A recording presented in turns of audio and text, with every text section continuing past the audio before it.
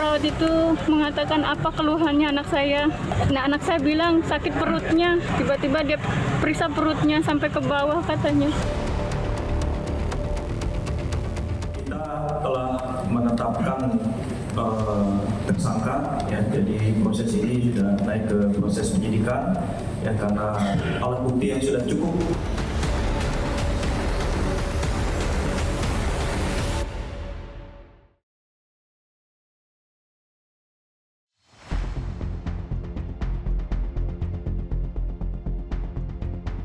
Masyarakat Indonesia digemparkan beberapa kasus tindak asusila yang dilakukan tenaga medis.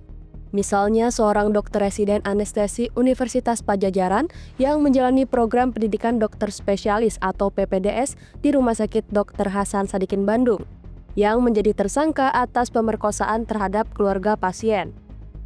Atau salah satu dokter di Rumah Sakit Malang yang diberhentikan sementara lantaran melakukan tindakan asusila kepada lebih dari satu pasien. Seorang dokter spesialis obstetri dan ginekologi atau OBGYN di Garut diduga melakukan pelecehan seksual saat memeriksa pasien hamil di sebuah klinik. Dan terbaru di Kabupaten Cirebon, Jawa Barat, seorang perawat diamankan polisi setelah terbukti melakukan tindak asusila terhadap pasiennya. Pasien berinisial S menjadi korban pelecehan yang dilakukan DS, seorang perawat yang bertugas di rumah sakit tersebut. Kejadian yang terjadi pada 21 Desember 2024 itu baru dilaporkan pihak korban ke Polres Cirebon Kota pada Senin 5 Mei 2025 kemarin. Menurut korban, tindakan asusila oleh perawat terjadi sebanyak 3 kali selama masa perawatan korban yang berlangsung 5 hari, tepatnya pada akhir Desember 2024. Menurut keterangan sang ibu berinisial NH, tindakan asusila tersebut dilakukan di ruang isolasi saat tidak ada orang yang menjaga korban karena pergantian giliran penjagaan keluarga. Dengan alasan mengganti infus, pelaku beraksi bertindak asusila kepada pasiennya. Mau melaporkan anak saya itu. Kenapa Korban memang? dari perawat Pertamina. Pertama kali dia masuk dalam keadaan sakit di ruang isolasi. Di ruang isolasi itu dia lagi sakit TBC. Terus tiba-tiba karena ruangannya sendiri, tiba-tiba datang perawat itu. Datang ke ruangan anak saya. Perawat itu mengatakan apa keluhannya anak saya. Anak saya bilang sakit perutnya. Tiba-tiba dia periksa perutnya sampai ke bawah katanya anak saya. Di ruang isolasi karena nggak ada pasien lain. Ya 3 kali. Yang keduanya malam hari. Begitu. Ketiganya juga malam hari. Iya, karena kita gantian shift. Sementara yang gantian shiftnya tuh belum datang. Pasien pertama katanya ganti infus dulu. Terus periksa keluhan anak saya apa katanya. Terus bilang sakit perut. Dia cerita semua, saya dekatin anaknya. Terus dia cerita semuanya. Di situ saya datangi rumah sakitnya. Sama anak itu saya datengin. Saya ke ruang perawat. Yang mana, Nak? Orangnya yang mana? Anak saya tunjuk itu yang lagi duduk. Di situ saya foto anak itunya, perawatnya saya foto. Yang benar yang ini.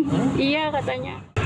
Sudah dapat secara formil melakukan pendampingan terhadap pelapor S terkait dengan dugaan tindak pidana pelecehan seksual atau perilaku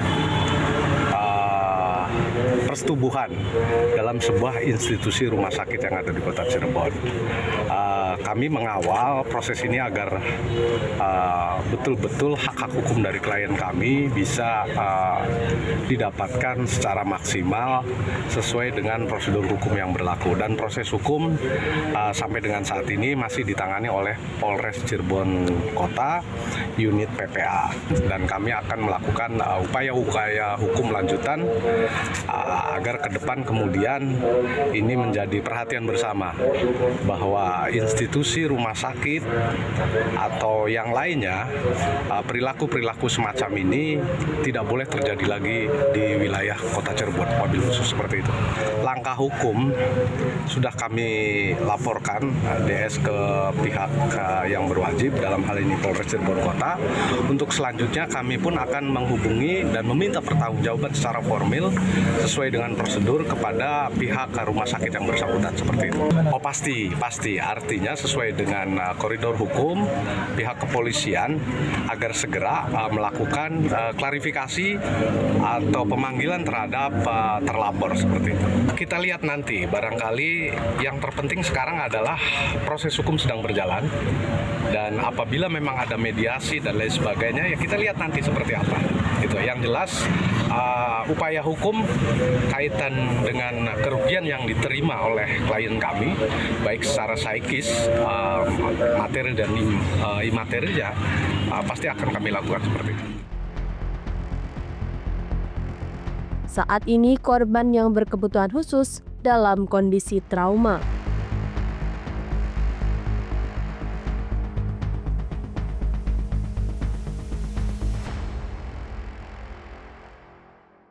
Dan yang paling penting bagaimana dia bangkit lagi untuk psikisnya kembali lagi yang dia kalah. Insya Allah nanti kita kebetulan di Komnas ini ada terapi Pak, namanya terapi SEP yang untuk pemulihan untuk psikisnya ini.